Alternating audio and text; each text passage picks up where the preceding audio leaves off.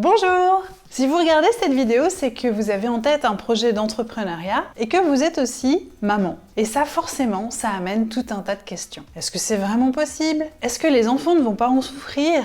Est-ce que vous êtes condamné à monter un petit business anecdotique? Alors d'un côté, être entrepreneur amène une certaine souplesse, notamment au niveau de la gestion des horaires, mais d'autre côté, ça peut être difficile de sauter le pas, notamment parce qu'on manque de modèles et de références. Ce que je vous propose aujourd'hui, c'est de faire un tour d'horizon de tout ce que vous devez savoir sur l'entrepreneuriat en tant que maman entrepreneur.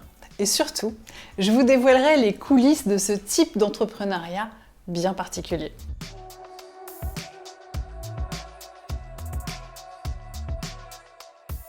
Il y a 14 ans, j'ai été licenciée au moment où j'ai annoncé ma grossesse. On n'est pas parti dans des batailles juridiques et plutôt que de me morfondre, je me suis dit que c'était peut-être l'opportunité de me lancer, de me mettre à mon compte. C'est comme ça que je suis devenue maman entrepreneur. Alors, comme je me sentais un petit peu seule dans cette posture que je qualifierais de singulière, j'ai fondé l'association suisse des mamans entrepreneurs que j'ai présidée pendant 7 ans. Cette expérience m'a permis de côtoyer plusieurs centaines de mamans entrepreneurs et dans cette vidéo, je vais vous partager les enseignements que j'ai tirés de ma propre expérience ainsi que les récits et les anecdotes que j'ai vues autour de moi pendant cette période. Qu'est-ce qui change par rapport à l'entrepreneuriat classique? Je vais vous montrer une image, celle de l'éléphant girafe. Quand vous avez vu cette image, votre cerveau n'a pas compris et a cherché une explication. Il s'est dit, soit c'est Photoshop, soit l'éléphant est peint, soit il y a autre chose que je comprends pas. Tout ça s'est passé sans que vous ayez réfléchi et que vous vous soyez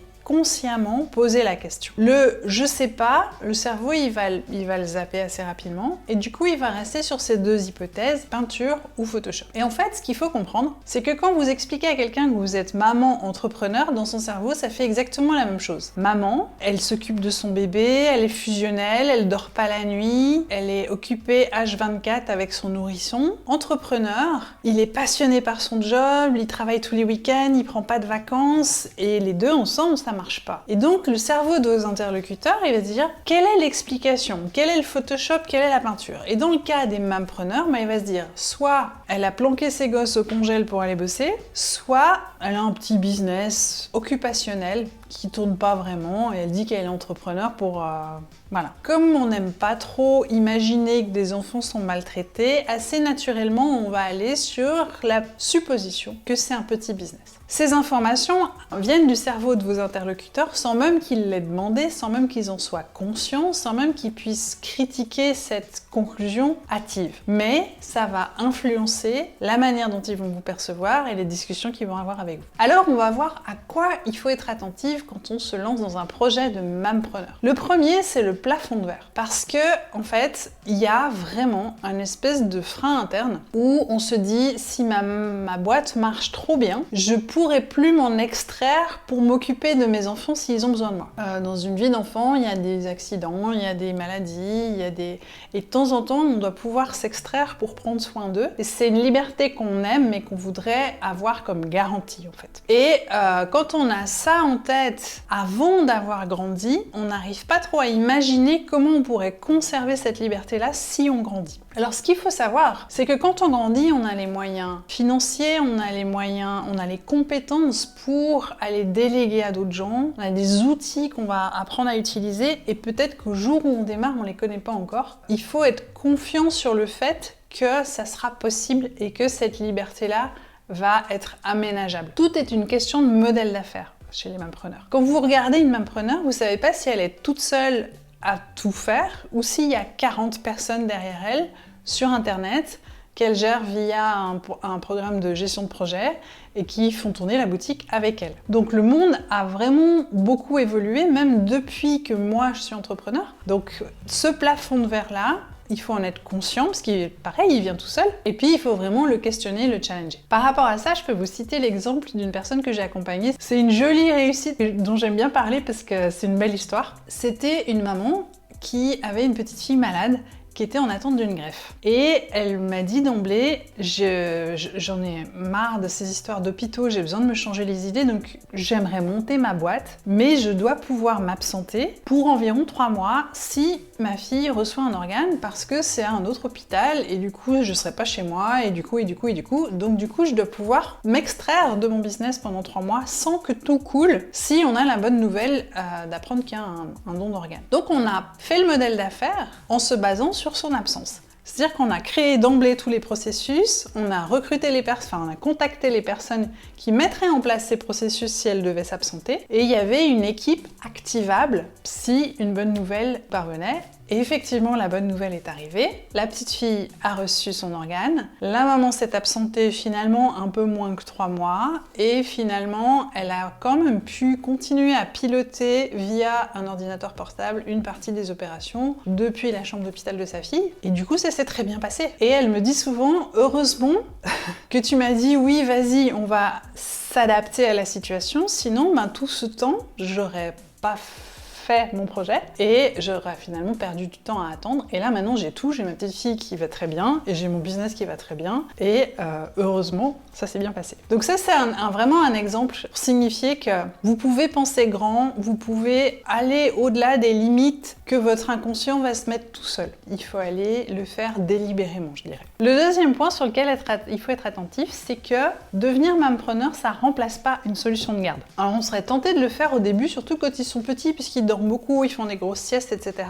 Donc ça, c'est assez important de aussi vite que possible de séparer les deux, en tout cas dans l'agenda, parfois physiquement, d'avoir un bureau, ça peut être pas mal aussi de séparer physiquement les choses, et puis vraiment de changer de casquette, la casquette maman et la casquette entrepreneur. Elles ne coexistent que dans le mot mampreneur, mais elles coexistent pas dans une temporalité. Du coup, il vous faut une crèche ou une nounou ou une grand-maman ou quelqu'un qui va s'occuper des enfants pendant que vous serez au travail. De devenir mampreneur, ce n'est pas une solution de garde. Après, un troisième point auquel il faut être attentif, c'est un peu anecdotique, mais si vous êtes concerné, c'est bien que vous l'entendiez, c'est toutes les vocations qui naissent autour de la périnatalité. C'est-à-dire quand on devient il y a des femmes qui, quand elles tombent enceintes, elles accouchent, elles ont leur tout petit, leur nourrisson, elles adorent cette période, ça les passionne et du coup elles veulent développer une activité entrepreneuriale autour de ce thème-là. Et en fait, leurs propres enfants vont grandir et du coup leurs propres sujets d'intérêt vont aussi évoluer. Et ça fait qu'au bout de 5 ans, on n'est plus tout à fait hyper passionné par la vie des nourrissons parce que un petit gamin de 5 ans qui court autour de nous. Donc ces passions,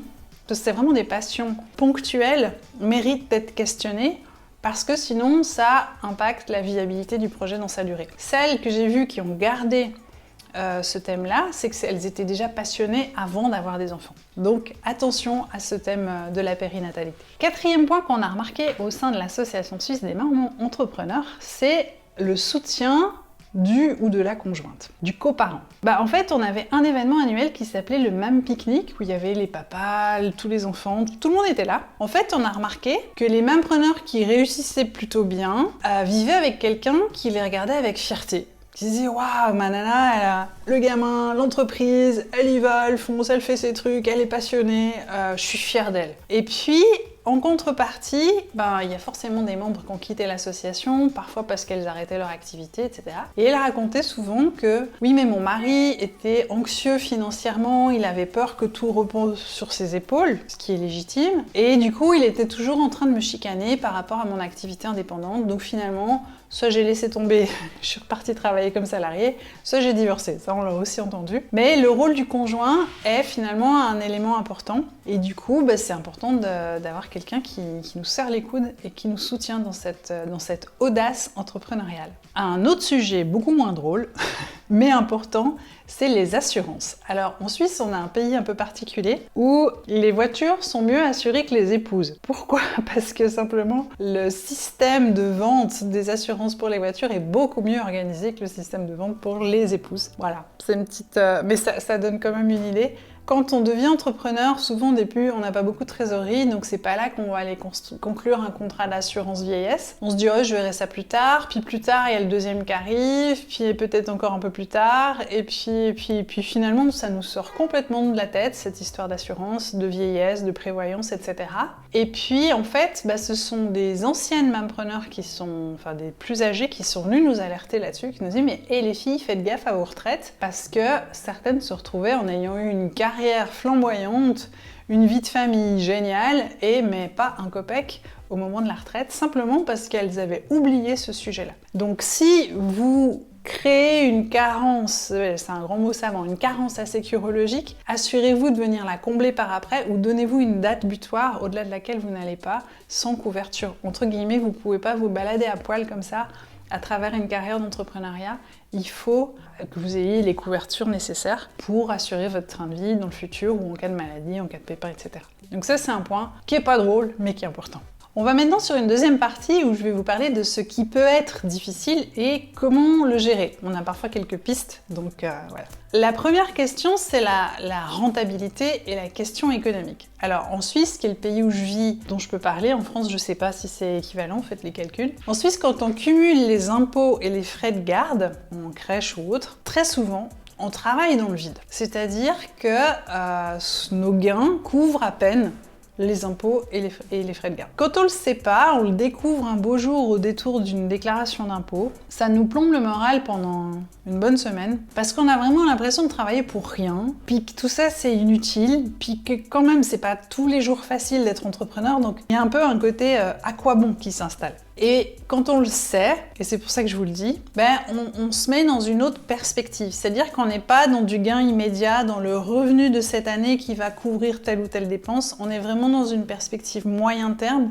où on construit une entreprise sur la durée qui va être solide, qui a des fondations saines. Et même si à court terme, c'est pas l'argent qui va être le moteur, il va venir à moyen terme. Le projet ne doit pas être vu à court terme, sinon c'est épuisant, démoralisant et pas durable. Une autre difficulté que rencontrent les mampreneurs, c'est l'argent. Alors dans un premier temps, il y a l'accès à l'argent. Je pense pas que ça ait beaucoup évolué. Moi, quand j'ai créé mon entreprise, je suis allée voir un banquier, je lui ai dit voilà ma cible, voilà mon produit, voilà mon tarif, voilà ma stratégie de com, voilà ma planification financière. Il m'a dit oui, c'est très bien, c'est parfait. Ok, vous avez des enfants.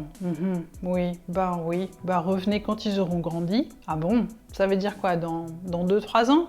Donc cette personne a décalé de 7 ans un soutien potentiel de la part d'une institution bancaire publique. Voilà, il y a des no man's land et il y a des no mampreneurs land et la banque est un endroit où on n'a pas notre place. Pour la plupart des gens, c'est un référentiel qui dit qu'on va gérer des enfants à peu près jusqu'au l'âge du lycée, enfin jusqu'à la majorité, 18 ans. Et du coup, c'est transposé aux mampreneurs. Et après, selon votre âge, on va vous dire que vous êtes trop vieille pour emprunter. Dans cette gestion financière, il va falloir apprendre à gérer vos projets de manière très autonome, d'avoir une trésorerie très prudente parce que c'est comme ça que ça va se passer.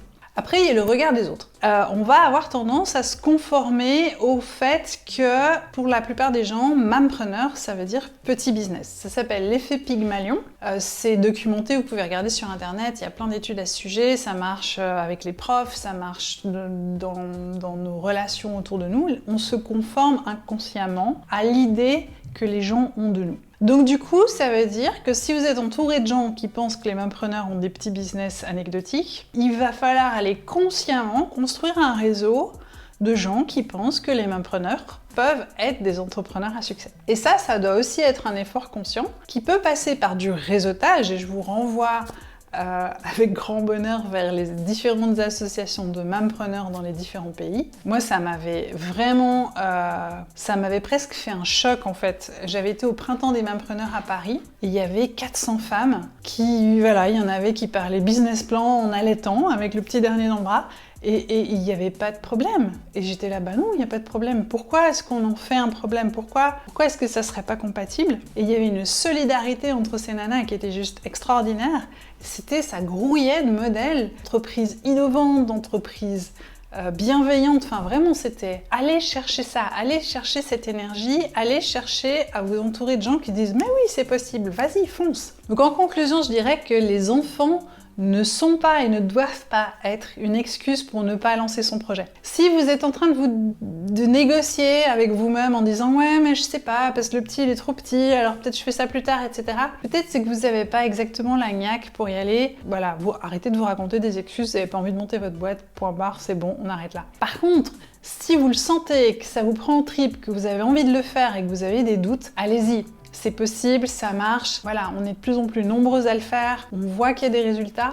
Moi, j'aime bien faire des parallèles comme le fait qu'avoir des enfants, ça nous change complètement. Ça change notre rapport au monde, ça change notre rapport aussi à nous, à notre temps, à nos ressources. Et l'entrepreneuriat aussi. Avoir un enfant et lancer son entreprise, il y a beaucoup de similitudes. Pour moi, il y a vraiment la notion de croissance qui est inscrite dans les deux projets. Un enfant, il a son propre schéma de croissance, il va grandir, il va évoluer, il va apprendre, il va progresser. Et notre entreprise, si pour autant qu'elle soit juste, pour autant qu'elle réponde à un vrai besoin avec une vraie solution à un tarif acceptable, elle va aussi avoir son propre bout de chemin. Et du coup, ça fait deux projets qui se déploient en même temps dans nos vies et on se sent un peu au service de ces projets.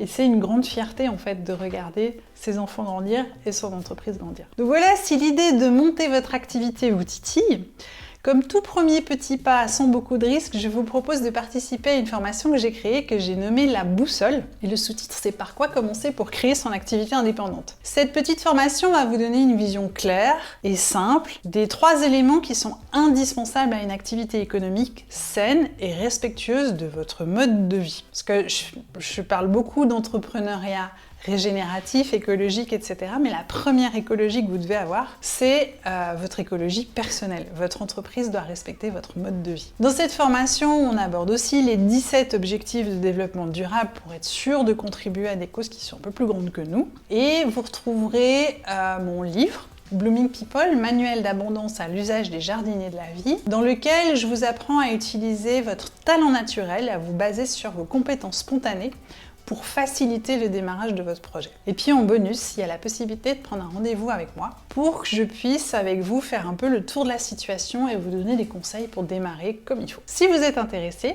vous pouvez retrouver tout ça en suivant le lien qui est ci-dessous. Et si vous voulez d'autres conseils sur l'entrepreneuriat, abonnez-vous à la chaîne YouTube et je vous dis à très bientôt.